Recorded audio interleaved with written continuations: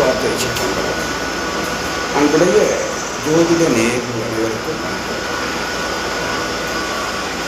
நம்ம வர இருக்கின்ற ஆடி மாதத்தில் 6 குளம் நேரிகளில் நீர்நிலைகளில் நீராடி அம்பாள் வழிபாடு வாழ்க்கையை வளமானதாக மாற்றும். லைஃப்பில் பெரிய லெவலில் சாதிக்கக்கூடிய அத்தனை பேர்களும்